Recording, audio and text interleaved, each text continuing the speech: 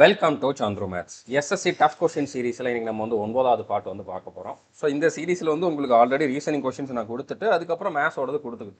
மேத்ஸில் இது வந்து 2வது வீடியோ. ஓகே, ஸோ இன்றைக்கி நம்ம வந்து பர்சன்டேஜ், ப்ராஃபிட் அண்ட் லாஸ், அடுத்ததாக பார்ட்னர்ஷிப், இந்த 3 டாப்பிக்கில் இருந்தும் எஸ்எஸ்சி எம்டிஎஸ் 2025 கேட்டிருந்த கொஞ்சம் டஃப்பான கொஷின்ஸ், கொஞ்சம் யூனிக்கான கொஷின்ஸ் எல்லாத்தையுமே வந்து டிஸ்கஸ் பண்ண போகிறோம்.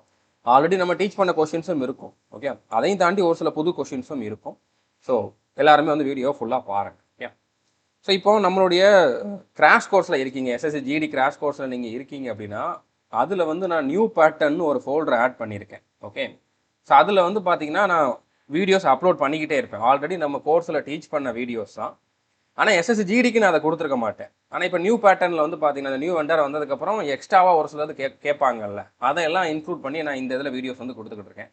நீங்கள் எஸ்எஸ்சி ஜிடிக்கு படிக்கிறீங்க அப்படின்னா இந்த ஃபோல்டரை வந்து கண்டிப்பாக பார்த்துருங்க. நம்ம கோர்ஸில் இருக்கிறவங்க நியூ பேட்டர்னுங்கிற ஃபோல்டரில் நான் இந்த வீடியோ அப்லோட் பண்ணுறப்ப 4 வீடியோ தான் உள்ளே இருக்குது. ஓகே, ஆனால் நான் அடுத்தடுத்து நீங்கள் பார்க்குறப்ப அதில் இன்னும் நிறையா வீடியோஸ் அப்லோட் ஆகிருக்கும். ஸோ அது எல்லாமே வந்து எக்ஸாமுக்கு முன்னால் பார்த்துருங்க. ஓகே, இப்போ ஃபஸ்ட்டு பர்சன்டேஜில் இருந்து கேட்டிருந்த கொஞ்சம் வித்தியாசமான கொஷின்ஸ் பார்க்கலாம். அதிகமாகலாம் இல்லை, 1-2 கொஷின், அதுவும் நம்ம டீச் பண்ண கொஷின் தான் இருக்குது. பட் இருந்தாலும் எஸ்எஸ்சி ஜிடிக்கு படிக்கிறவங்களுக்கு இது கொஞ்சம் புதுசாக இருக்கும் அப்படின்னால அதை வந்து கொடுத்துருக்கேன். ஆனால் பின்னால் ஒரு சில கொஷின் வந்து பார்த்தீங்கன்னா ரொம்பவே டிஃபிகல்ட்டான கொஷின்லாம் இருக்குது. நீங்கள் வீடியோ ஃபுல்லாக பாருங்கள், கண்டிப்பாக உங்களுக்கு இதில் ஏதாச்சும் புதுசாக கற்றுக்குவீங்க. ஓகே, இப்போ ஃபஸ்ட்டு கொஷின் பாருங்கள்.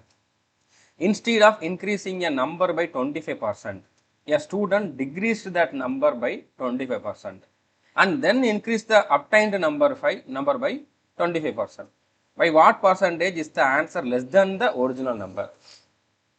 ஒரு எண்ணை 25% அதிகரிப்பதற்கு பதிலாக மாணவன் அதை 25% குறைத்தார் மற்றும் பின்னர் கிடைத்த எண்ணை 25% அதிகரித்தார். இறுதி மதிப்பு முதன்மை எண்ணை விட எத்தனை சதவீதம் குறைவாக உள்ளதுன்னு கேட்டிருக்கேன். ஸோ ஆக்சுவலாக அவர் என்ன பண்ணியிருக்கணும், ஒரு நம்பர் வந்து அந்த நம்பர் வந்து இதுதான் original number. Okay, original number வந்து 100ன்னு எடுத்துக்கோங்க. அவர் என்ன பண்ணியிருக்கணும் அப்படின்னா இதில் 25% வந்து இன்க்ரீஸ் பண்ணியிருக்கணும். 100ல் 25%னா 25 தான். ஸோ அப்போ 25 கூடுனுச்சுன்னா 125 மாற்றிருக்கணும். ஆனால் இப்படி பண்ணாமல் என்ன பண்ணிட்டாரு, இப்படி பண்ணாமல் இதுக்கு பதிலாக அவர் என்ன பண்ணிட்டாரு, இந்த 100ல் வந்து பார்த்தீங்கன்னா அவர் ஃபஸ்ட்டு 25% கம்மி பண்ணிட்டார். ஓகே, அப்போ இந்த இடத்துல வந்து நம்மளுக்கு 75 வந்திருக்கும். இதை மறுபடியும் வந்து ஒரு 25% இன்க்ரீஸ் பண்ணியிருக்காரு. இப்போ இங்கே எவ்வளோ பர்சன்டேஜ் வந்திருக்கும், இங்கே என்ன நம்பர் வந்திருக்குமோ அது வந்து இந்த ஒரிஜினல் நம்பரை விட எவ்வளோ கம்மி அப்படிங்கிற மாதிரி கேட்டிருக்காங்க. ஸோ இது வந்து சக்ஸஸிவ் பர்சன்டேஜ் தான். அடுத்தடுத்து பர்சன்டேஜ் வந்து இங்கே அப்ளிகபிள் ஆகுது. ஸோ நம்ம சக்ஸஸிவ் பர்சன்டேஜுக்கு நம்ம கோர்ஸில் எப்படி டீச் பண்ணியிருப்போம், ஸ்டார்டிங்கில் 100% இருந்திருக்கும். ஃபஸ்ட்டு என்ன நடந்திருக்கு, 25% கம்மியாக இருக்குது. ஸோ 100ல் 25 கம்மியானுச்சுன்னா 75.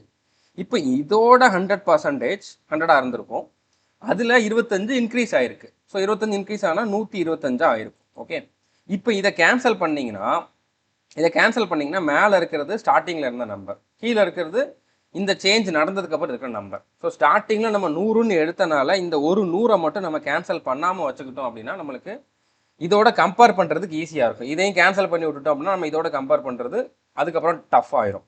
ஓகே, ஸோ அப்போ இந்த ஒரு 100 நம்ம அப்படியே வச்சுக்குவோம், அதுதான் ஒரிஜினல் நம்பர், அதை நம்ம அப்படியே வச்சுக்குவோம். இந்த 100ஐயும் கீழே இருக்க நம்பரையும் எவ்வளோ முடியுதோ அவ்வளோ கேன்சல் பண்ணுங்க. இப்போ நீங்கள் 25ஆல் கேன்சல் பண்ணால் 3 25 75, 4 25 100. ஓகே, அதுக்கப்புறம்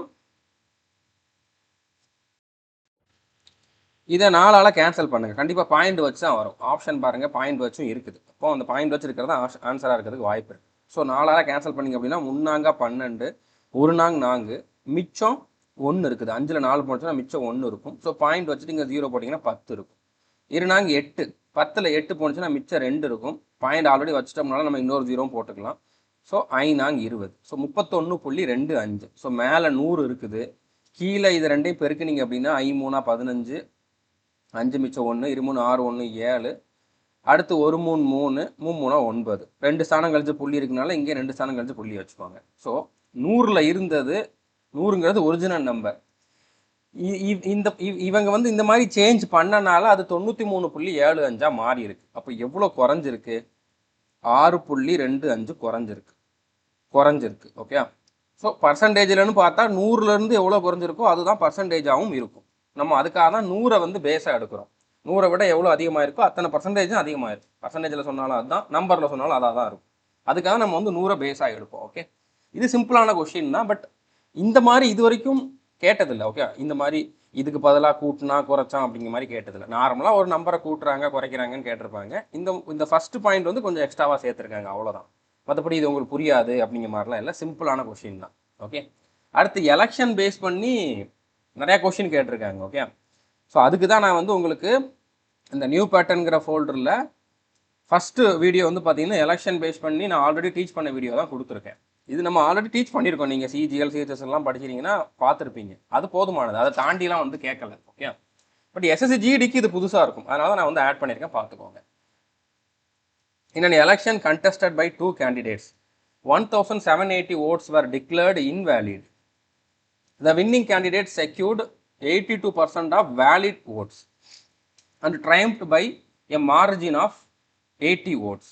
Determine the total number of votes cast in the election. ஒரு தேர்தலில் 2 வேட்பாளர்கள் போட்டியிட்டனர். 1780 வாக்குகள் செல்லாததாக அறிவிக்கப்பட்டது. ஓகே, வெற்றி பெற்ற வேட்பாளர் செல்லுபடியாகும் வாக்குகளில் 82% பெற்றார் மற்றும் 80 வாக்குகள் வித்தியாசத்தில் வென்றார். மொத்தமாக பதிவான வாக்குகள் எத்தனை? ஓகே, இப்போ valid oats. Okay, valid oats வந்து பார்த்தீங்கன்னா நம்ம 100ன்னு எடுத்துக்குவோம். 100% எடுத்தாலும் சரி, எப்படி எடுத்தாலும் சரி. ஸோ இதில் வின்னருக்கு வந்து 82% கிடச்சிருக்கு. வேலிட் ஓட்ஸில் 82%. அப்போ ரிமைனிங் ஓட்ஸ் இல்லாமல் லூசருக்கு கிடச்சிருக்கும். தோத்தவனுக்கு வந்து எவ்வளோ பர்சன்டேஜ்? மிச்சம் இருக்கக்கூடிய 18%. ஓகே, இப்போ எவ்வளோ பர்சன்டேஜ் வித்தியாசத்தில் ஜெயிச்சிருக்காரு? இவனுக்கு 82, இவனுக்கு 18 அப்படின்னா இங்கே எவ்வளோ வித்தியாசம் இருக்குது? 82லேருந்து 18 கழிச்சிங்க அப்படின்னா 64% ஓட்டு வந்து வித்தியாசத்தில் ஜெயிச்சிருக்காரு. யார்? வின்னர். பட் இந்த 64% அப்படிங்கிறது வந்து எதுக்கு ஈக்குவல்? பர்சன்டேஜ்னு வச்சாலும் சரி, நீங்கள் 64ன்னு வச்சாலும் சரி, இதை நீங்கள் 100% எடுத்துக்கிட்டாலும் ஓகே தான். வேலிட் ஓட்ஸை தான் நம்ம இப்போ டிஸ்கஸ் பண்ணிக்கிட்டு இருக்கோம். இந்த 1780 ஓட்டு வந்து செல்லாத ஓட்டு, அதை நம்ம இப்போ எடுக்கலை. வேலிடான ஓட்டு 100%. அதில் 82 இவனுக்கு, 18 தோத்தவனுக்கு. வித்தியாசம்னு பார்த்தா 64%. அந்த 64% ஓட்டில் வித்தியாசம்னு பார்த்தோம்னா 80 ஓட்டு. ஓகே, 64% அப்படிங்கிறது 80 ஓட்டு வேலிட் ஓட்டில் இருக்கிறது. அப்போ 100% என்னங்கிறத நம்ம கண்டுபிடிக்கணும். 100% வந்து என்னது? என்ன கொடுத்துருக்காங்க? 80 கொடுத்துருக்காங்க. அது எது கொடுத்துருக்காங்களோ அதை கீழே போடுங்க. 64%க்கு நம்ம எது கண்டுபிடிக்கணும்? 100% கண்டுபிடிக்கணும். பர்சன்டேஜை கேன்சல் பண்ணுங்க. இப்போ 8ஆல் கேன்சல் பண்ணிங்க அப்படின்னா 8 8 64. இங்கே வந்து 5 8 80. ஓகே, 2ஆல் கேன்சல் பண்ணிங்கன்னா 4 2 8. இங்கே வந்து பார்த்தீங்கன்னா 5 2 10. 4ஆல் கேன்சல் பண்ணிங்க அப்படின்னா இங்கே 25 4 100. ஸோ 5 × 25 எத்தனை? 125. ஸோ வேலிடான ஓட்டு, டோட்டல் வேலிடான ஓட்டு வந்து பார்த்தீங்கன்னா 125. மொத்த ஓட்டே, பதிவான ஓட்டே 125 தான் வேலிடான ஓட்டு. அதில் இன்வேலிட் ஓட்டு வந்து பார்த்தீங்கன்னா 1750. இவங்க என்ன கேட்டிருக்காங்க? மொத்த ஓட்டு எத்தனை தான் கேட்டிருக்காங்க. ஓகே, மொத்தம் இதையும் கூட்டணும் நம்ம அப்போ. ஓகே, அப்போ இது கூட வந்து பார்த்தீங்கன்னா 1780 கூட்டினீங்க அப்படின்னா 5 10க்கு 0 மிச்சம் 1, இங்கே 9 1, 1905 தான் வந்து டோட்டல் ஓட்டாக இருந்திருக்கும். ஓகே, இன்வேலிட் வேலிட் ரெண்டையும் சேர்த்தோம் அப்படின்னா 1905 ஓட்டு இருந்திருக்கும். அடுத்த கொஸ்டின் பாருங்க. In an election there were only 2 candidates. One of the candidates secured 40% of the votes and was defeated by the other candidate by 4,65,104 votes. What is the total number of votes polled? ஒரு தேர்தலில் 2 வேட்பாளர்கள் மட்டும் இருந்தனர். ஒருவருக்கு 40% வாக்குகள் கிடைத்தன மற்றும் அவர் மற்ற வேட்பாளரால் 4,65,104 வாக்குகள் வித்தியாசத்தில் தோற்கடிக்கப்பட்டார். மொத்த வாக்குகள் எத்தனைன்னு கேட்டிருக்காங்க. ஸோ இங்கே வந்து இன்வாலிட் ஓட்டு அவங்க கொடுக்கவே இல்லை. இதில் வந்து அவங்க போட்ட ஓட்டு எல்லாமே வேலிடான ஓட்டு அப்படிங்கிற மாதிரி நம்ம எடுத்துக்கணும். ஓகே, இன்வாலிட்னு கொடுத்தா தான் அதை எடுக்கணும், இல்லைன்னா எல்லா ஓட்டுமே வேலிடான ஓட்டு. ஸோ மொத்தம் 100%. ஓகே, 100%த்தில் தோத்தவனுக்கு, இவன் தோத்துருக்கான். ஓகே, இவன் வந்து தோற்கடிச்சிட்டாங்க. லூசருக்கு வந்து பார்த்தீங்கன்னா 40% ஓட்டு கிடச்சிருக்கு. அப்போ வின்னருக்கு மிச்சம் இருக்கக்கூடிய 60% ஓட்டு கிடச்சிருக்கும். எவ்வளோ வித்தியாசம்? வித்தியாசம் வந்து பார்த்தீங்கன்னா 20%. இந்த 20% ஓட்டு வந்து பார்த்தீங்கன்னா 4,65,104க்கு ஈக்குவல். நம்மளுக்கு 100% என்னன்னு கண்டுபிடிக்கணும். மொத்த ஓட்டு எத்தனைன்னு கண்டுபிடிக்கணும். என்ன கொடுத்துருக்காங்க அதை மேலே எழுதுங்க. 4,65,104 மேலே எழுதுங்க. அது 20க்கு கொடுத்துருக்காங்க, அதை கீழே எழுதுங்க. அதுக்கப்புறம் நம்ம 100க்கு கண்டுபிடிக்கணும். பர்சன்டேஜ் எழுதினாலும் கேன்சல் ஆயிரும். அதை நீங்கள் எழுதலாம் இல்லைன்னா விட்டுடலாம். இங்கே கேன்சல் பண்ணிங்க அப்படின்னா I2 10. ஓகே, 0 0 கேன்சல் ஆயிரும். I2 10. ஸோ இப்போ இதை நீங்கள் பெருக்குனா போதும். 4 20க்கு 0, அடுத்து 0 தான் இருக்குனால இங்கே 2 வந்துடும். 4 5 5, I 5 75க்கு 5, மிச்சம் 2, 6 5 32, 32க்கு 2, மிச்சம் 3, 4 23, 23. ஓகே, ஸோ 23,25,520 அப்படிங்கிறத ஆன்சர்.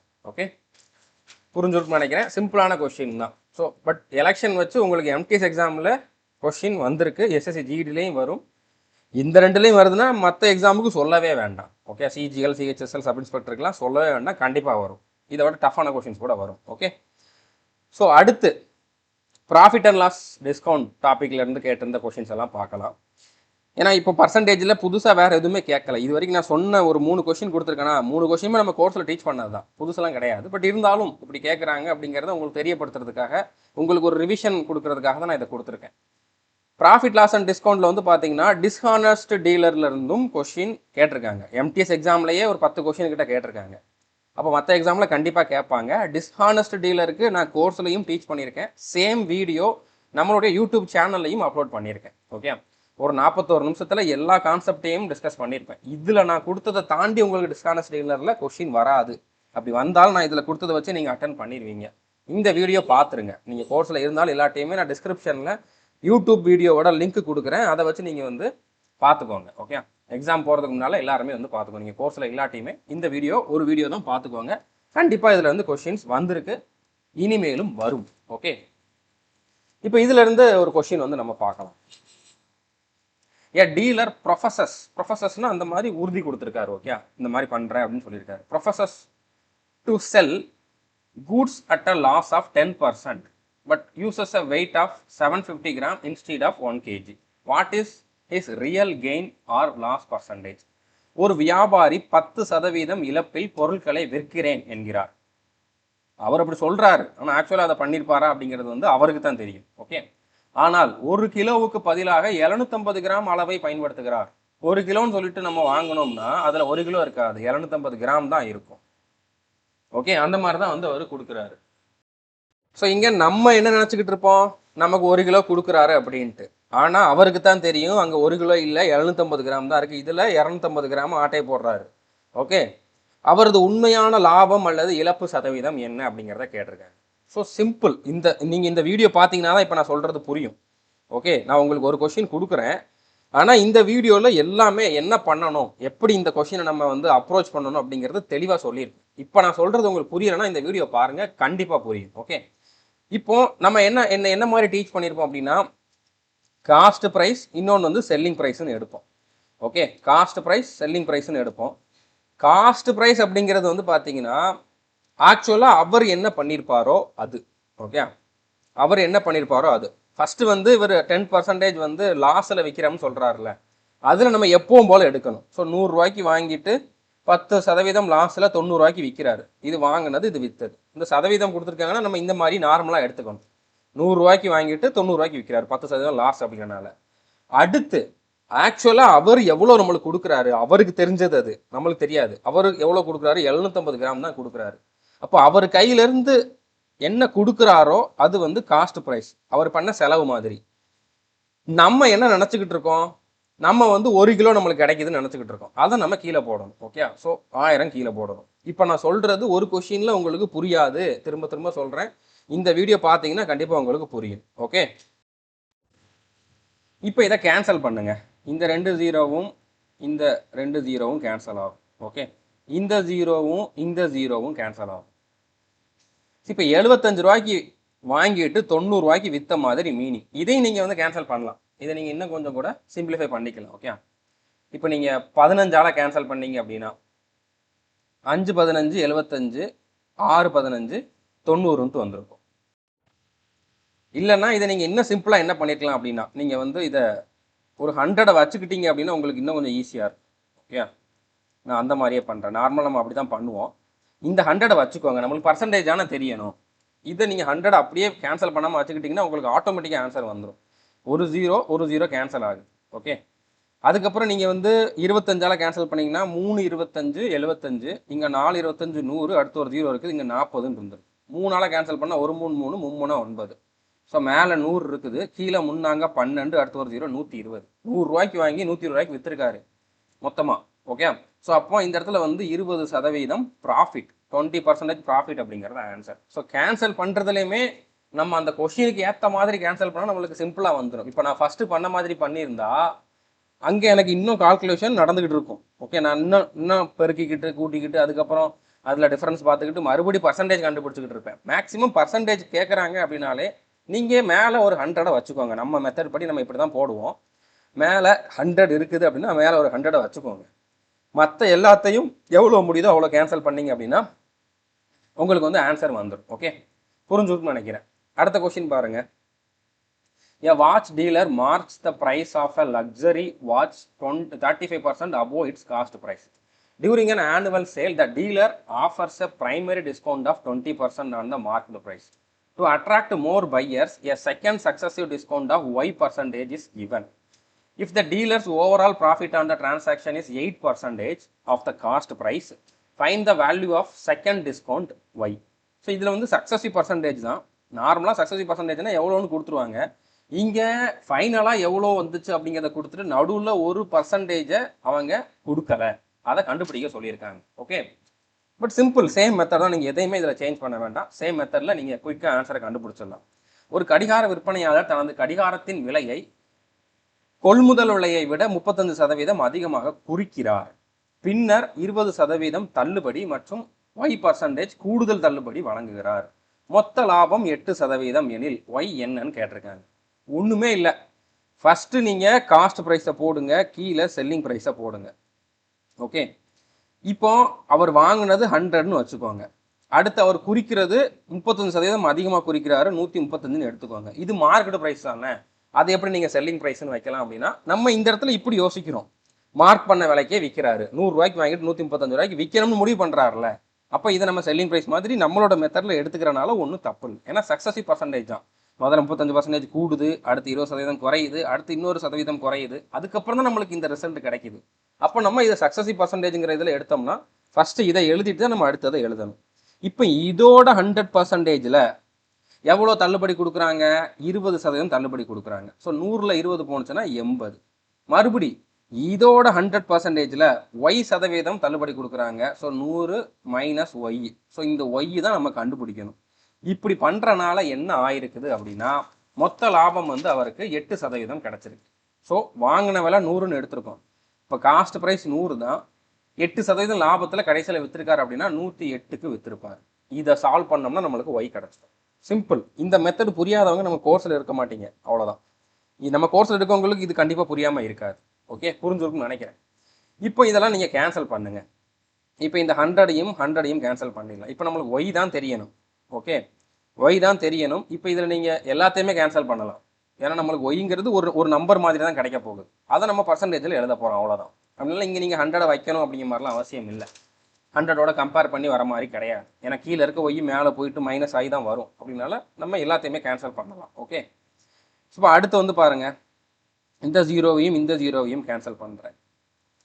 அடுத்து இதை வந்து 2ஆல் கேன்சல் பண்ண அப்படின்னா I2 10, I2 10, 4 2 8. இப்போ இந்த இடத்துல 4ஆல் கேன்சல் பண்ணுறேன். 1 4 4, இந்த பக்கம் இருக்கிறதையும் நம்ம கேன்சல் பண்ணலாம். இங்கே இருக்கிறதே கேன்சல் பண்ணலாம். ஸோ 2 4 8, அடுத்து வந்து என்ன இருந்திருக்கும்? 28 இருந்திருக்கும். 7 4 28. இப்போ இங்கே 27, இங்கே 135 இருக்குது. 9ஆல் ரெண்டுமே கேன்சல் ஆகும். ஓகே, 9ஆல் கேன்சல் ஆகும். 9ஆல் கேன்சல் பண்ணிங்க அப்படின்னா இங்கே வந்து பார்த்தீங்கன்னா 9 9, அடுத்து 45 இருந்திருக்கும். 5 45. இங்கே வந்து பார்த்தீங்கன்னா 3 27. மறுபடியும் 3ஆல் கேன்சல் ஆகும். 1 3 3, 5 3 15. 5யும் கேன்சல் பண்ணிடுங்க. ஸோ எல்லாத்தையுமே அடித்து கேன்சல் பண்ணியாச்சு. ஓகே, இப்போ மிச்சம் என்ன இருக்குது? இங்கே 100 மைனஸ் Y இருக்குது. இங்கே வந்து பார்த்தீங்கன்னா 100 இருக்குது. ஸோ இந்த 100 மைனஸ் Y எங்கே கொண்டு போனீங்க அப்படின்னா மேலே போகும். இந்த பக்கம் இந்த 100 இருக்கும். ஸோ இந்த Y எங்கே கொண்டு போங்க? 100 எங்கே கொண்டு வந்தீங்கன்னா 100 மைனஸ் 100. ஏன்னா இது ப்ளஸ் இருக்குது, இங்கே வந்தால் மைனஸ் ஆகும். Equal to Y. அப்போ Y ஈக்குவல் டு 0. இங்கே அவன் எதுவுமே பண்ணலை, சும்மா கொடுத்துருக்காங்க டிஸ்கவுண்ட் கொடுத்தாமன்ட்டு 0% தான். அங்கே வந்து எந்த சேஞ்சுமே ஆகலை, நம்மளுக்கு 0 தான் ஆன்சராக கிடச்சிருக்கு, 0 ஆப்ஷன்லையும் இருக்குது. ஸோ 0% அப்படிங்கிறதான் ஆன்சர். ஓகே, புரிஞ்சுட்டுன்னு நினைக்கிறேன். அடுத்த கொஸ்டின் பாருங்கள். A shopkeeper marks a mobile phone 30% above its cost price. During a festival sale, he offers two successive discount of 10% and 5% on the marked price. If his cost price is 12,000, find the selling price of the mobile phone. ஒரு கடைக்காரர் ஒரு mobile போனின் விலையை கொள்முதல் விலையை விட 30% அதிகமாக குறிக்கிறார். பின்னர் 10% மற்றும் 5% என 2 தள்ளுபடிகளை வழங்குகிறார். கொள்முதல் விலை 12,000 எனில் விற்பனை விலை என்ன அப்படிங்கிறத கேட்டிருக்காங்க. ஸோ சேம் கொஸ்டின் தான், சேம் டைப் தான். இதில் வந்து நம்மளுக்கு அதை விட ஈஸி, எல்லாமே கொடுத்துட்டாங்க, நம்ம கேன்சல் பண்ணி ஆன்சரை கண்டுபிடிக்கணும். ஓகே, ஸோ மேலே இருக்கிறது காஸ்ட் ப்ரைஸ், கீழே இருக்கிறது செல்லிங் ப்ரைஸ். நீங்கள் இதில் மார்க் பண்ணுறதுல இருந்தே எடுக்கணும், ஏன்னா சக்ஸஸிவ் பர்சன்டேஜ் 3 சக்ஸஸிவ் பர்சன்டேஜ் மாதிரி அர்த்தம். ஃபஸ்ட்டு எவ்வளோ அதிகமாக மார்க் பண்ணுறாங்க, 30% அதிகமாக. ஸோ 100ல் இருந்தது 30 அதிகமாக மார்க் பண்ணாங்கன்னா 130 ஆயிரும். மறுபடியும் இதோட 100ல் இருந்து 10% டிஸ்கவுண்ட் கொடுத்தாங்கன்னா 90 ஆயிரும். மறுபடியும் இதோட 100ல் இருந்து 5% டிஸ்கவுண்ட் கொடுக்குறாங்க அப்படின்னா 95 ஆயிரும். இப்போ காஸ்ட் ப்ரைஸ் 12,000னு கொடுத்துட்டாங்க, மேலே இருக்கிறது காஸ்ட் ப்ரைஸ், கீழே இருக்கிறது செல்லிங் ப்ரைஸ். செல்லிங் ப்ரைஸ் என்னன்னு நம்ம கண்டுபிடிக்கணும். ஓகே, இப்போ எல்லாத்தையுமே கேன்சல் பண்ணுங்கள், எவ்வளோ முடியுதோ அவ்வளோ எல்லாத்தையுமே கேன்சல் பண்ணுங்கள். இப்போ இந்த இடத்துல மேலே 2 0, இந்த 2 0 கேன்சல் ஆகும். அடுத்து இந்த 1 0வும் இந்த 1 0வும் கேன்சல் ஆகும்.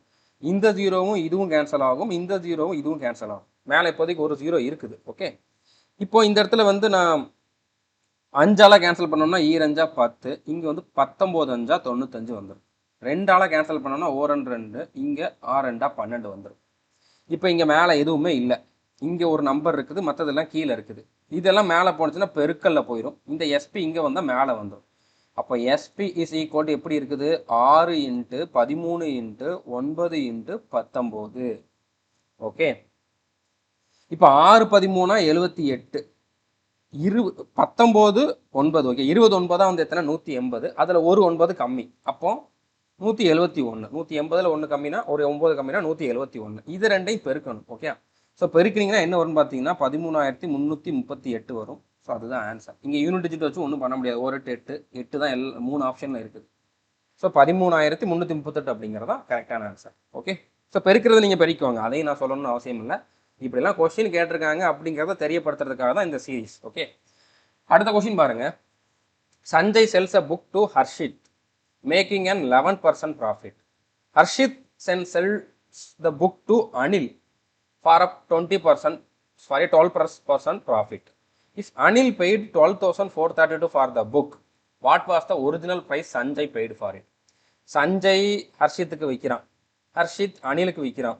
அனில் கடைசியாக எவ்வளோ கொடுத்து வாங்கியிருக்கான் அப்படின்னா சஞ்சய் எவ்வளோ கொடுத்து வாங்கியிருப்பான், அதோட ஒரிஜினல் ப்ரைஸ் என்ன அப்படிங்கிறத கேட்குறாங்க. சஞ்சய் ஒரு புத்தகத்தை 11% லாபத்தில் ஹர்ஷித்திற்கு விற்கிறார். ஹர்ஷித் அதை 12% லாபத்தில் அனிலுக்கு விற்கிறார். அனில் 12,432 செலுத்தி இருந்தால் சஞ்சய் வாங்கிய அசல் விலை என்ன அப்படிங்கிற மாதிரி கேட்டிருக்காங்க. ஓகே, ஸோ ஒன்றும் இல்லை, சக்ஸஸிவ் பர்சன்டேஜ் தான் இங்கே நடக்குது. ஓகே, இதில் கடைசியாக இருந்த செல்லிங் ப்ரைஸ் இங்கே கொடுத்துட்டாங்க. ஸோ ஃபஸ்ட்டு வந்து 11% ப்ராஃபிட். ஓகே, ஸோ 100ல் இருந்தது 11 ப்ராஃபிட்னா 111 ஆயிரும். மறுபடியும் இவன் வந்து 12% ப்ராஃபிட்டில் வைக்கிறான். ஸோ இதோட 100 வந்து 12% ப்ராஃபிட்னா 112 ஆயிரும். ஓகே, 2 சக்ஸஸிவ் பர்சன்டேஜ் தான். இப்போ ஒரிஜினல் ப்ரைஸ் மேலே வரும், cost price, original cost price. கடைசியாக கொடுத்த செல்லிங் ப்ரைஸ் வந்து பார்த்தீங்கன்னா கீழே வரும், 12,432 கீழே வரும். இப்போ நீங்கள் இதை கொஞ்சம் கவனித்து பாருங்கள், 1 2 இங்கே 2ல் முடியுது. ஓகே, இங்கேயும் கிட்டத்தட்ட ஒரு 100, இங்கேயும் 100ன்னு பார்த்தீங்கன்னா 10,000 கிட்ட போகும். இப்போ 111 112னா இந்த நம்பர் வர்றதுக்கு வாய்ப்பு இருக்குது. நீங்கள் பெருக்கி பாருங்கள், கண்டிப்பாக வரும். 111ஐயும் 112ஐயும் பெருக்கினீங்கன்னா 12,432 தான் வரும். ஓகே, இது ரெண்டையும் பெருக்குனா 12,432 வரும். ஸோ இந்த 12,432ம் இதுவும் கேன்சல் ஆகிடும். இப்போ சிம்பிள், 100 × 100 10,000. 10,000 தான் cost price. Original cost price வந்து பார்த்தீங்கன்னா 10,000. ஓகே, நீங்கள் இந்த யூனிட் டிஜிட்டை வச்சு அது வர்றதுக்கு வாய்ப்பு இருக்குதான்னு பார்த்துருங்க. ஓகே, வாய்ப்பு இருக்குதுன்னா நீங்கள் ஒரு வாட்டி கன்ஃபார்ம் பண்ணுறதுக்கு பெருக்கி கூட பார்த்துருங்க. ஓகே, ஆனால் ஆப்ஷனும் பாருங்கள் 10,000 இருக்குது. ஸோ கண்டிப்பாக கேன்சல் ஆகிறதுக்கு அதிகமான சான்ஸ் இருக்குது அப்படிங்கிறது உங்களுக்கு தோணிருக்கணும். தோணலாலும் பிரச்சனை இல்லை, நீங்கள் ஒன்று ஒன்றா கேன்சல் பண்ணிங்கன்னா கடைசியில் ஆன்சர் வரும். பட் அதில் டைம் எடுக்கும், அவ்வளோதான். ஓகே, அடுத்த கொஸ்டின் பாருங்கள்.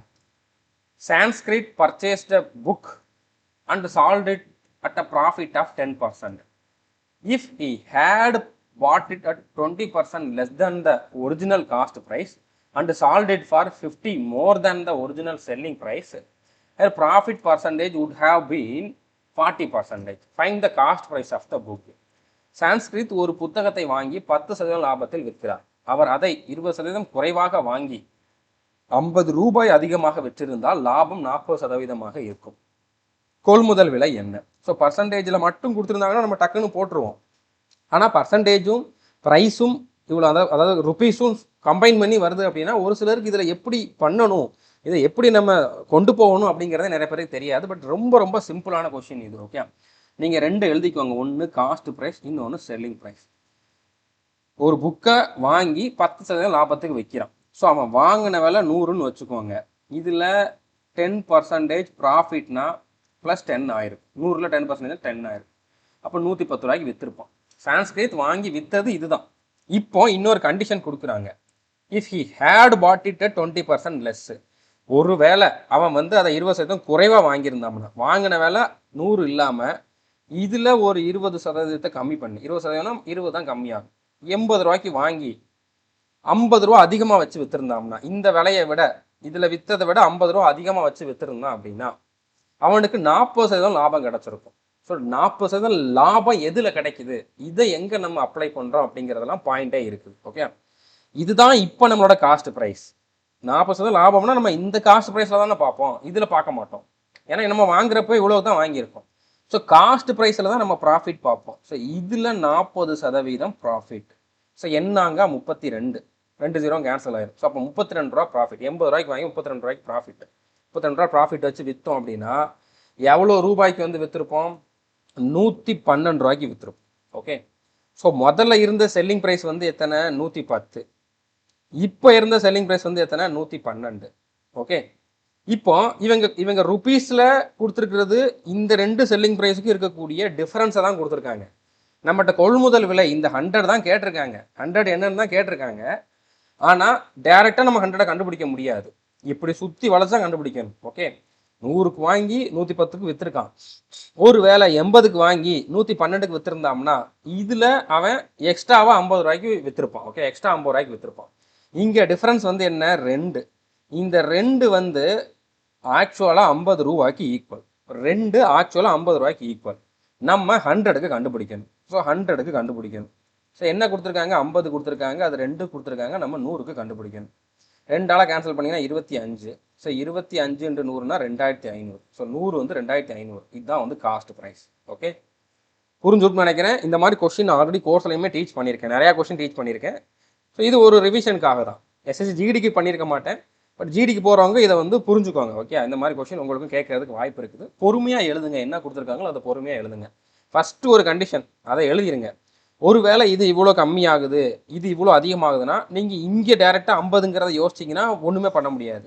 ஓவராலாக என்ன ப்ராஃபிட் இல்லைனா லாஸ் நடக்குது அப்படிங்கிறத இங்கே எழுதிட்டு அதுக்கப்புறம் இந்த டிஃப்ரென்ஸை நீங்கள் இந்த டிஃப்ரென்ஸ் கூட இந்த 50 ரூபாயோட கம்பேர் பண்ணிங்கன்னா ஆன்சர் வந்துடும். ஓகே, புரிஞ்சுட்டு நினைக்கிறேன். அடுத்த கொஸ்டின் பாருங்க. இதுவும் கிட்டத்தட்ட அதே மாதிரி கொஸ்டின் தான், பட் இது கொஞ்சம் சிம்பிளான question. Okay, a man sells an article at a 15% loss. If he had sold it for 450 more, he would have made a 20% profit. What is the cost price of the article? ஒரு மனிதர் ஒரு பொருளை 15% இழப்பில் விற்கிறார். அவர் அதை 450 ரூபாய் அதிகமாக விற்றிருந்தால் 20% லாபம் கிடைத்திருக்கும். கொள்முதல் விலை என்னன்னு கேட்டிருக்காங்க. ஸோ இந்த மாதிரி 2 கண்டிஷன் வருது ஒரே பொருளுக்கு அப்படின்னா நீங்கள் சிம்பிளாக காஸ்ட் ப்ரைஸ் செல்லிங் ப்ரைஸ்ன்னு தனித்தனியாக எழுதிக்கோங்க.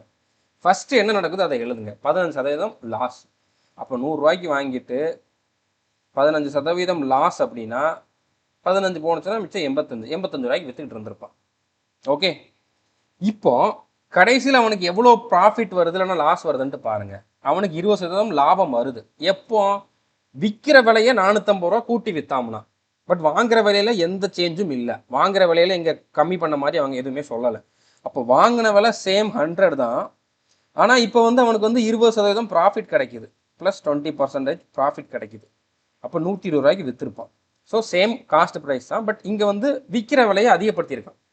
அதனால் அவனுக்கு வந்து ப்ராஃபிட் கிடைக்குது. எவ்வளோ அதிகப்படுத்தியிருக்கான்? 450 ரூபா அதிகப்படுத்தியிருக்கான்.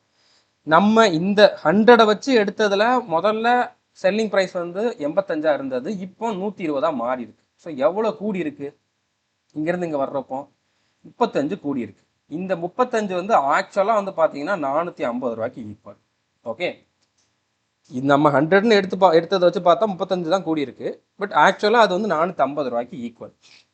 இப்போ என்ன கேட்டிருக்காங்க, கொள்முதல் விலை. கொள்முதல் விலை வந்து என்னது 100 வந்து நம்ம என்னன்னு கண்டுபிடிக்கணும். ஸோ என்ன கொடுத்துருக்காங்க, 450 கொடுத்துருக்காங்க, அது 35 கொடுத்துருக்காங்க, நம்ம 100க்கு கண்டுபிடிக்கணும். ஓகே, ஸோ இப்போ நீங்கள் 5ஆல் கேன்சல் பண்ணீங்க அப்படின்னா 5ஆல் கேன்சல் பண்ணி 7 5 35, 7 5 35, 9 5 45, அடுத்து 0 வந்துருக்கு. ஸோ மேலே வந்து பார்த்தீங்கன்னா 90, அடுத்து 2 0, 9000, கீழே 7 கேன்சல் பண்ணுங்கள். கண்டிப்பாக பாயிண்ட் வச்சு தான் ஆன்சர் வரப்போகுது. ஸோ ஓரேல் 7, மிச்சம் 2 இருந்திருக்கும். ஈரேல 14, 20ல் 14 போனுச்சுன்னா மிச்சம் 6 இருந்திருக்கும். எண்ணெயில் 56, 60ல் 56 போயிடுச்சுன்னா மிச்சம் 4 இருந்திருக்கும்.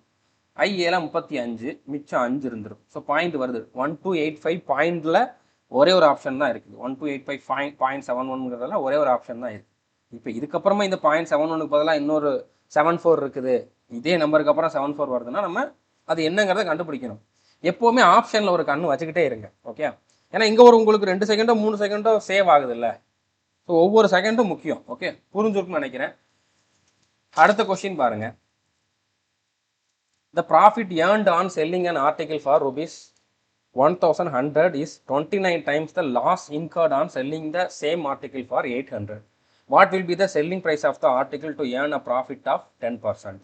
ஒரு பொருளை 1100க்கு விற்கும் போது கிடைக்கும் லாபம் அதே பொருளை 800க்கு விற்கும் போது ஏற்படும் இழப்பின் 29 மடங்கு அப்படின்னு கொடுத்துருக்காங்க. ஓகே, 10% லாபம் பெற விற்பனை விலை என்னன்னு கேட்டிருக்காங்க. ரொம்ப ரொம்ப சிம்பிள்.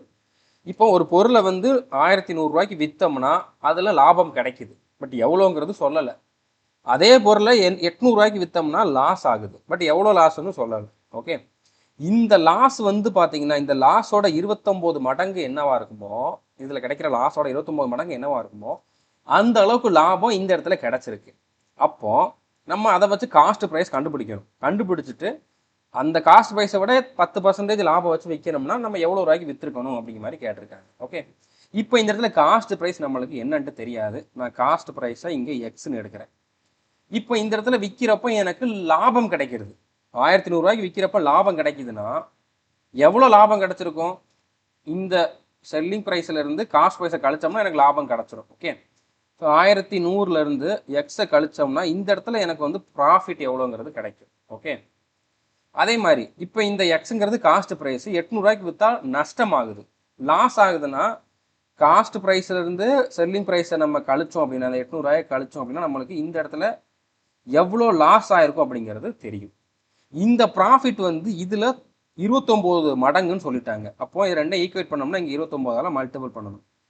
ஓகே, இதில் இந்த லாஸ் எவ்வளோ, இதில் எத்தனை ரூபா லாஸ் ஆயிருக்குமோ அதோட 29 மடங்கு தான் இதில் கிடைச்ச ப்ராஃபிட். அதான் அவங்க கொடுத்துருக்காங்க. ஸோ இதை நீங்கள் எடுத்து எழுதணும். இதை எழுதிட்டிங்கன்னா அதுக்கப்புறம் ஆன்சர் ஆட்டோமேட்டிக்காக வரப்போகுது. ஓகே, இப்போ இதை நீங்கள் சிம்பிளிஃபை பண்ணுங்கள். இப்போ சிம்பிளிஃபை பண்ணிங்கன்னா என்ன மாதிரி வந்திருக்கும், இங்கே வந்து 1100 மைனஸ் எக்ஸ் இருக்குது. இங்கே வந்து பார்த்தீங்கன்னா இப்போ 29 உள்ளே நீங்கள் பெருக்கணும். ஓகே, உள்ளே பெருக்கினீங்கன்னா 29 எக்ஸ் வந்திருக்கும். அடுத்து 8 × 29, 3 8 24, 240. 240ல் ஒரு 8 கழிச்சிங்க அப்படின்னா 232. அடுத்து 2 0 இருக்குது. ஓகே, இப்போ இந்த நம்பர் மைனஸில் இருக்குது, இங்கே வந்தால் ப்ளஸ் ஆகும். இந்த எக்ஸ் மைனஸில் இருக்குது, இங்கே வந்தால் ப்ளஸ் ஆகும். அப்போ 29 எக்ஸ் ப்ளஸ் எக்ஸ் வந்து பார்த்தீங்கன்னா 30 எக்ஸு. இந்த நம்பர் இங்கே வந்தால் ப்ளஸ் ஆகும். இது கூட ஒரு 0 ஆட் பண்ணுங்கள், அடுத்து ஒரு 0, இந்த 0 ஆட் பண்ணுங்கள். 2 1 3, 3 1 4, அடுத்து 2 இருக்குது. ஸோ நான் இதை அங்கே கொண்டு வராமல் அப்படியே கூட்டிட்டேன். உங்களுக்கு இது கஷ்டமாக இருக்குன்னா நீங்கள் எடுத்து எழுதி கூட கூட்டிக்கோங்க. அதுக்கு ஒவ்வொருத்தரோட கெப்பாசிட்டியை பொறுத்தது. ஓகே, இப்போ இந்த 0வும் இந்த 0வும் கேன்சல் ஆகும். 3ஆல் கேன்சல் பண்ணோம் அப்படின்னா M3 24, 1 3 3, அடுத்து ஒரு 0. எக்ஸோட வேல்யூ 810, காஸ்ட் ப்ரைஸ் வந்து எக்ஸ் 810. இப்போ இதில் 10% லாபம் வச்சு விற்றா எவ்வளோ விற்றுருப்பாங்கன்னு கேட்டிருக்காங்க. இதில் 10% அப்படின்னா எந்த நம்பராக இருந்தாலும் 0ல் முடிகிற நம்பர் அப்படின்னா அதோட 10%னா அந்த 0வை மட்டும் ரிமூவ் பண்ணுங்கள். ஒரு 0 மட்டும் ரிமூவ் பண்ணிங்கன்னா 81 ரூபா. இதில் 81 ரூபா லாபம் வச்சு விற்றுருப்பாங்க. ஸோ அப்போ 810ஓட 81 கூட்டினோம்னா 891, 891க்கு விற்றுருப்பாங்க. ஓகே, ஸோ புரிஞ்சுக்குன்னு நினைக்கிறேன். ஸோ இதோட வந்து நம்ம ப்ராஃபிட் அண்ட் லாஸையும் கம்ப்ளீட் பண்ணிட்டோம். அடுத்து பார்ட்னர்ஷிப்பில் இருந்து ஒரு 3 கொஷின் கிட்ட பார்க்க போகிறோம். இந்த பார்ட்னர்ஷிப்பில் வந்து கேட்டிருக்காங்க, கொஞ்சம் வித்தியாசமாலாம் கேட்டிருக்காங்க. ஓகே, அதனால் நான் வந்து அதுவும் கொடுத்துருக்கேன். பார்ட்னர்ஷிப்புமே நம்மளுடைய அந்த SSGDயில் நியூ பேட்டர்னுங்கிற ஃபோல்டரில் கொடுத்துருக்கேன். நம்ம ஆல்ரெடி ஆல் இன் ஒன் கோர்ஸ்லாம் டீச் பண்ணியிருக்கோம். பார்ட்னர்ஷிப் ஒரு 3 வீடியோ கொடுத்துருக்கோம், அதை பார்த்தாலே போதும். ஸோ பார்க்காதவங்க பார்த்துக்கோங்க. Okay, P and Q started a business by investing a total of rupees 9,600. If P invested for M months less than Q, then find the value of M given that P's profit share is 2,400. Also, P invested rupees 1,600 less than Q, and the total profit earned at the end of year is 9,600. So நிறைய number கொடுக்குறாங்க, லென்த்தான sentence கொடுக்குறாங்க, நம்மளுக்கு மைண்டில் டக்குன்னு ஏறாது. என்னடா கொடுத்துருக்காங்க அப்படிங்கிறது வந்து அண்டர்ஸ்டாண்ட் ஆகாது. அப்படி இருக்குதுன்னா பொறுமையாக ரீட் பண்ணுங்க. ஓகே, ஒரு சென்டென்ஸையும் பொறுமையாக ரீட் பண்ணி அண்டர்ஸ்டாண்ட் பண்ணிவிட்டு அதுக்கப்புறம் ஆன்சர் பண்ணுங்க. ஓகே, பி மற்றும் கியூ மொத்தம் 9,200 முதலீடு செய்து ஒரு வியாபாரம் தொடங்கினர். ஸோ பியும் கியூவும் செஞ்ச இன்வெஸ்ட்மெண்ட் வந்து பார்த்தீங்கன்னா 9,200. ஓகே, இப்போ வந்து பார்த்தீங்கன்னா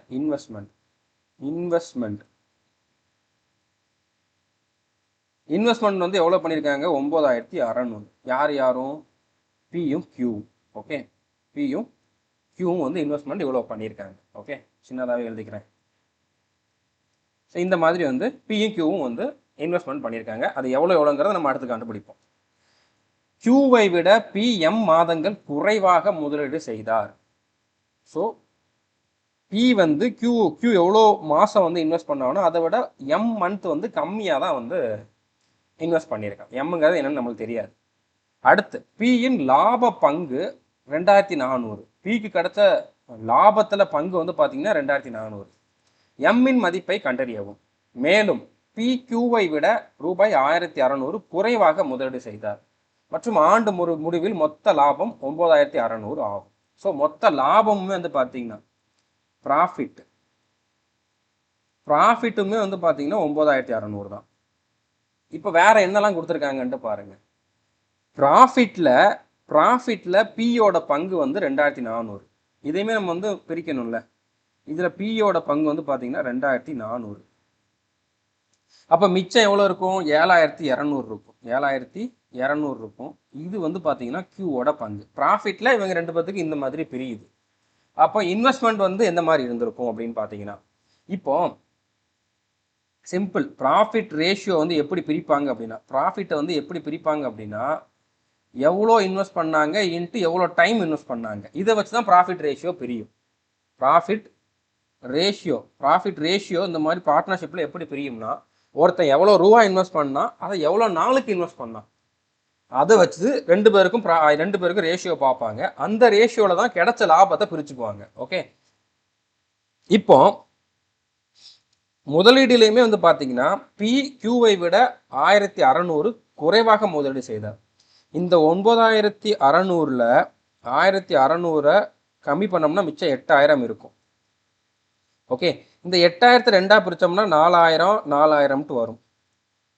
ஸோ அப்போ பி 4,000 ரூபா முதலீடு பண்ணியிருப்பான், கியூவும் 4,000 ரூபா முதலீடு பண்ணியிருப்பான். இந்த 1,600 எக்ஸ்ட்ராவாக கியூ பண்ணியிருப்பான். ஏன்னா பி வந்து கியூவை விட 1,600 கம்மியாக பண்ணியிருக்காங்கன்னா அப்போ கியூ வந்து பியை விட 1,600 அதிகமாக பண்ணியிருப்பான். இப்போ இவனுக்கு 5,600. ஓகே, இவன் 5,600 ரூபா வந்து இன்வெஸ்ட் பண்ணியிருக்கான், இவன் 4,000 ரூபா இன்வெஸ்ட் பண்ணியிருக்கான். ஓகே, ஸோ நம்ம கொஞ்சம் அங்கங்கே பார்த்து எழுதுகிற மாதிரி கொடுத்துருக்காங்க. மற்றபடி டஃப்பான கொஷின் புரியாது அப்படிங்கிற மாதிரிலாம் இல்லை, கொஞ்சம் டைம் எடுக்கக்கூடிய கொஷின் தான். ஸோ பி 4,000 ரூபா இன்வெஸ்ட் பண்ணியிருக்கான், கியூ 5,600 ரூபா இன்வெஸ்ட் பண்ணியிருக்கான். இப்போ இதில் உங்களுக்கு லாபம் எப்போ கிடச்சிருக்குது, லாபத்தை எப்போ பிரிச்சிருக்காங்க? ஆண்டு முடிவில் அப்படின்னா கியூ வந்து பார்த்தீங்கன்னா 12 மாதமும் வந்து இன்வெஸ்ட் பண்ணியிருப்பான். ஆனால் பி வந்து கியூவை விட எம் மாதங்கள் குறைவாக முதலீடு பண்ணியிருக்கான். அப்படிங்கிறப்ப இங்கே வந்து பார்த்தீங்கன்னா 12 மைனஸ் எம் மந்த் வந்து இன்வெஸ்ட் பண்ணியிருப்பான்.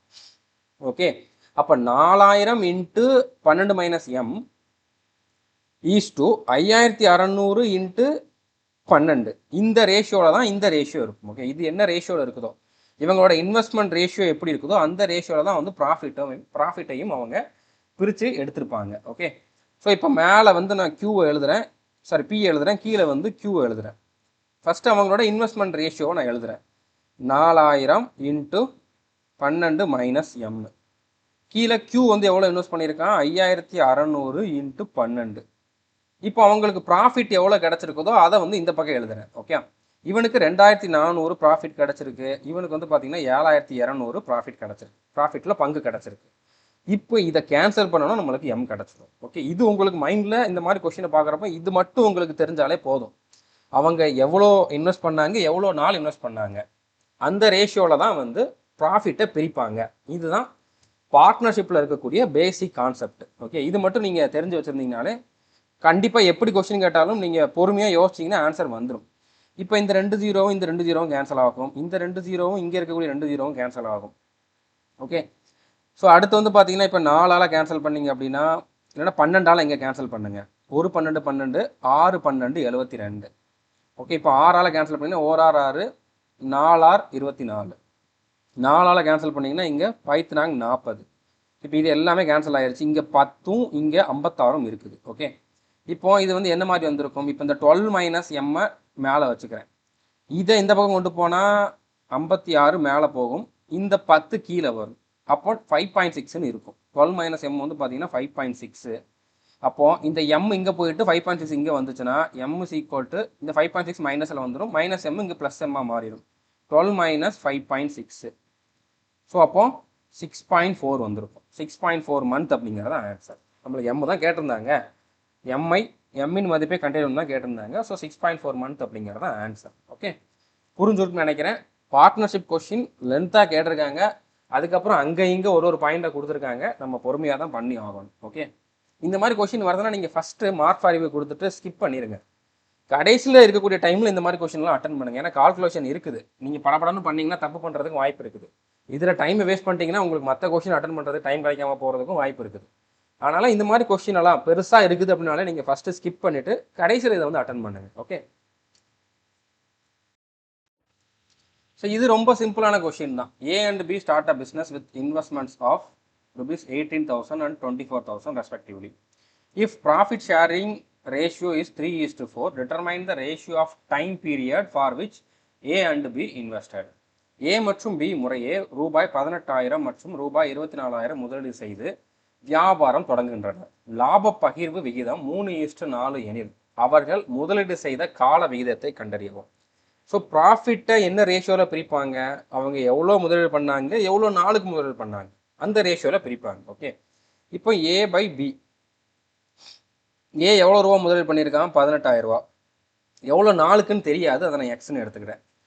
பி வந்து பார்த்தீங்கன்னா 24,000 ரூபா இன்வெஸ்ட் பண்ணியிருக்கான், அவன் எவ்வளோ நாள் இன்வெஸ்ட் பண்ணணும்னு தெரியாது, அதை நான் ஒய்ன்னு எடுத்துக்கிட்டேன். இப்போ X:Y தான் கேட்டிருக்காங்க, முதலீடு செய்த காலம் கேட்கல, கால விகிதம் தான் கேட்டிருக்காங்க. ஓகே, ஸோ இது வந்து என்ன ரேஷியோவில் பிரியுதுன்னா 3:4ங்கிற ரேஷியோவில் பிரியுது.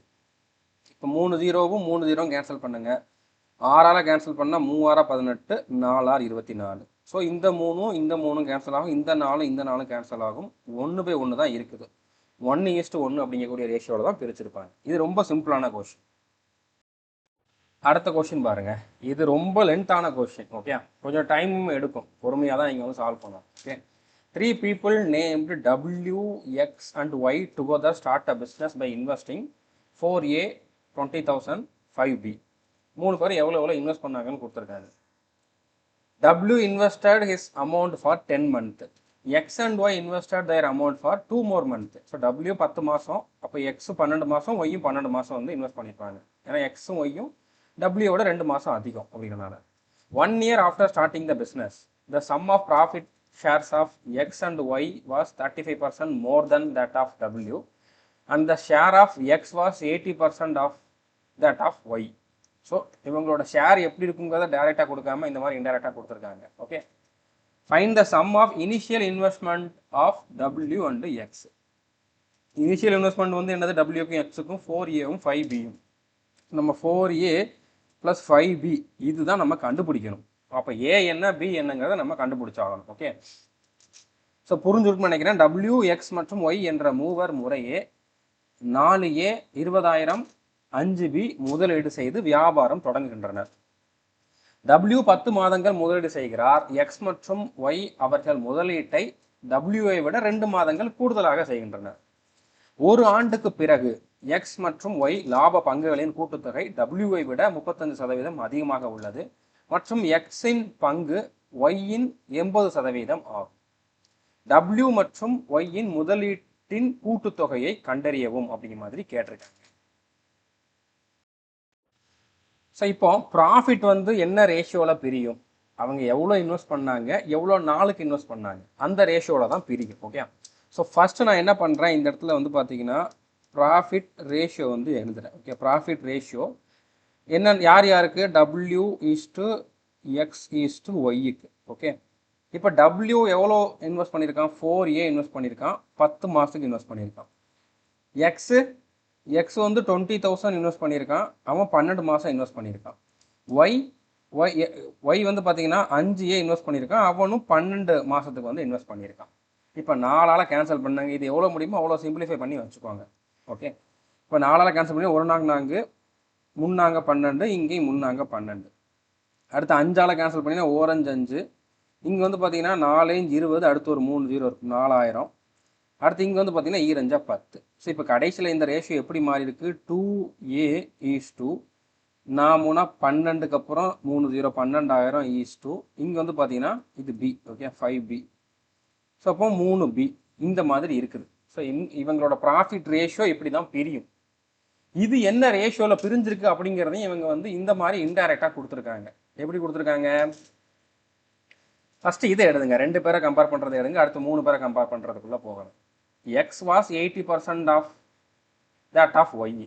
ஓகே, இப்போ ஒய்க்கு வந்து 100% அப்படின்னா எக்ஸுக்கு வந்து 80% இருந்திருக்கும்.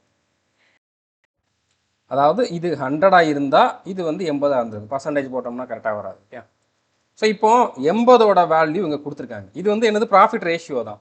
80ஓட வேல்யூ 12,000 கொடுத்துருக்காங்க. ஓகே, ஸோ 80ஓட வேல்யூ வந்து 12,000 அப்படின்னா 100ஓட வேல்யூ, 100ங்கிறது வந்து என்னது, இந்த 3B ஒய்யோடது. ஸோ 3B அதாவது 100ஓடது. 100ஓட வேல்யூ வந்து பார்த்தீங்கன்னா என்னென்னு கண்டுபிடிக்கணும். ஸோ 12,000 கொடுத்துருக்காங்க, அது 80 கொடுத்துருக்காங்க, நம்ம 100க்கு கண்டுபிடிக்கணும். ஓகே, இந்த ஜீரோவை இந்த ஜீரோவை கேன்சல் பண்ணுங்க, 8ஆல் கேன்சல் பண்ணிங்க அப்படின்னா 15 8 120, அடுத்து ஒரு 0, அடுத்து இந்த 2 0 இருக்குது. ஓகே, அதாவது 3B தான் நம்ம இப்போ கண்டுபிடிக்கிறோம். 3B வந்து பார்த்தீங்கன்னா 15க்கு அப்புறம் 3 0 15,000. 3B வந்து பார்த்தீங்கன்னா 15,000. இது மொத்தமாக வந்து பார்த்தீங்கன்னா 15,000. இப்போ நம்ம பியும் இதில் கண்டுபிடிச்சல, ஏன்னா பி நம்மளுக்கு தேவை தனியாக. இந்த இடத்துல 5B போடுறதுக்கு நம்மளுக்கு பி தேவை. ஓகே, என்ன கேட்டிருந்தாங்க, 4A + 5B வந்து கேட்டிருந்தாங்க. ஓகே, ஸோ இப்போ நீங்கள் 3ஆல் கேன்சல் பண்ணிங்க அப்படின்னா 5 3 15 5000. பியோட வேல்யூ வந்து 5000னு கிடச்சிருக்கு. ஓகே, இப்போ இன்னொரு கம்பேரிசன் கொடுத்துருந்தாங்க. இப்போ இது வந்து என்ன மாதிரி மாறிடுச்சு, இது வந்து 12,000, இது வந்து பார்த்தீங்கன்னா 15,000, இந்த மாதிரி மாறி இருக்கு. இப்போ இதை ரெண்டையும் கூட்டினீங்க அப்படின்னா எவ்வளோ வருது, 27,000 வருதா, 27,000 வருது. ரெண்டையும் கூட்டினீங்க அப்படின்னா இந்த 27,000 அப்படிங்கிறது வந்து பார்த்தீங்கன்னா இவங்க இது ரெண்டையும் கம்பைன் பண்ணி தான் கொடுத்துருக்காங்க. The sum of profit shares of X and Y was 35% more then W. இந்த டபிள்யூவை விட இது 35% அதிகம். ஓகே, இதை நான் அடுத்த பேஜில் பண்ணுறேன். அதாவது டபிள்யூக்கும் எக்ஸ் ப்ளஸ் ஒய்க்கும் என்ன மாதிரி கம்பேரிசன் கொடுக்குறாங்க அப்படின்னா, டபிள்யூ 100 இருந்தால் இது 135 இருந்திருக்கும். எது, X plus Y. Okay, W ஈஸ்டில் போட்டனால 100 ஈஸ்டு 135ன்னு இருந்திருக்கும். ஓகே, இப்போ இந்த 135ஓட வேல்யூ 27,000 அப்படிங்கிறத நம்ம கண்டுபிடிச்சிருக்கோம். 135 இது வந்து பார்த்தீங்கன்னா 27,000 அப்படிங்கிறத வந்து நம்ம கண்டுபிடிச்சிருக்கோம். 100 அதாவது டபிள்யூவோடது நம்ம கண்டுபிடிக்கணும். ஸோ 100ஓடது எப்படி கண்டுபிடிக்கலாம், 100ங்கிறது டபிள்யூவோடது. டபிள்யூக்கு வந்து நம்ம என்ன எடுத்திருக்கோம், இங்கே 2Aன்னு எடுத்திருக்கோம் ப்ராஃபிட்டில்.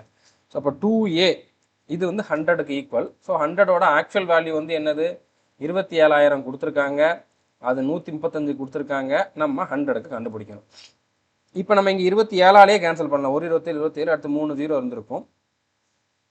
அடுத்து இங்கே வந்து பார்த்தீங்கன்னா 5 27 135, அடுத்து 5ஆல் கேன்சல் பண்ணிங்க அப்படின்னா 25 100.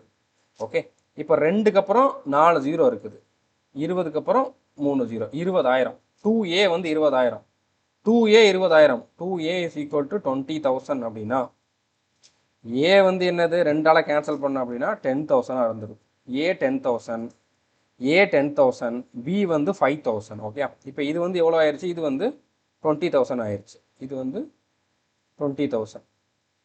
இது வந்து ப்ராஃபிட் ரேஷியோவில் தான் இருக்குது இன்னமுமே. நம்மகிட்ட என்ன கேட்டிருக்காங்க, 4A + 5B கேட்டிருக்காங்க. நம்ம தனியாக பியும் கண்டுபிடிச்சிட்டோம், ஏவும் கண்டுபிடிச்சிட்டோம். ஓகே, பி வந்து என்னது, பி வந்து 5000 நம்ம இங்கே கண்டுபிடிச்சிருக்கோம். ஓகே, பி வந்து பார்த்தீங்கன்னா 5000.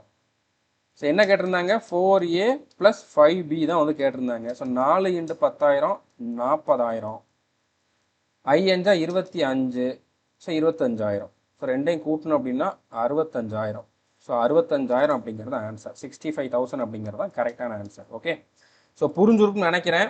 இதோட நம்ம வந்து இந்த வீடியோ வந்து கம்ப்ளீட் பண்ணிக்கலாம். ஸோ நம்ம எம்டிஎஸ்ல கேட்டிருந்த பர்சன்டேஜ், ப்ராஃபிட் அண்ட் லாஸ், அடுத்ததாக பார்ட்னர்ஷிப், 3 டாப்பிக்லையும் சேர்த்து கொஞ்சம் வித்தியாசமான கொஷின் எல்லாத்தையுமே நான் ஒரே வீடியோவில் கொடுத்துருக்கேன். இந்த மாதிரி அடுத்தடுத்த வீடியோலுமே முடிஞ்ச அளவு நிறைய கொஷின் வித்தியாசமாக கேட்கலன்னா நான் கம்பைன் பண்ணி கொடுக்குறேன். ஏன்னா சீக்கிரமாக கம்ப்ளீட் பண்ணணும் அப்படிங்கிறதுக்காக. ஓகே, புரிஞ்சுருக்குன்னு நினைக்கிறேன். முடிஞ்ச அளவு இதை நீங்கள் ஃபுல்லாக பாருங்கள். நீங்கள் எவ்வளோக்கு எவ்வளோ பார்க்குறீங்களோ அவ்வளோக்கு என்னால் வந்து அதிகமாக எஃபோர்ட் போட்டு கொடுக்க முடியும். அதிகமாக நான் வீடியோ லென்த்தாக கொடுக்குறோம்ட்டு பார்க்காம இருந்துட்டீங்க அப்படின்னா நான் அப்போ கம்மியாக கொடுப்பேன். வியூஸுக்காக நான் கம்மியாக கொடுக்குறேன்னு வச்சுக்கோங்க. அப்போ உங்களுக்கு கிடைக்கிறதுக்கு லேட் ஆகும், அந்த கண்டென்ட் கிடைக்கிறதுக்கு. ஓகே, ஸோ நீங்கள் படிக்கிறீங்கன்னா எவ்வளோ லென்த்தாக இருந்தாலும் பாருங்கள். நார்த் இந்தியன்ஸுக்கும் நமக்கு இருக்கக்கூடிய வித்தியாசமே அதுதான்.